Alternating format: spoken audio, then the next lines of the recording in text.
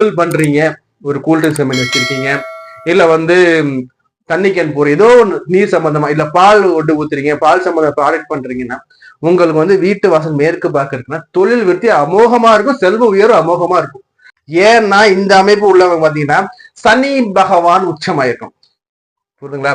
அப்ப எந்தெந்த ராசிகாரெல்லாம் சார் இருக்கலாம்னா மகர கும்பம் ஃபர்ஸ்ட் சனியோட ஆட்சி வீடுகள், அடுத்து சனியோட அதிநட்பு வீடுகள் துலா ராசி, ரிஷப ராசி.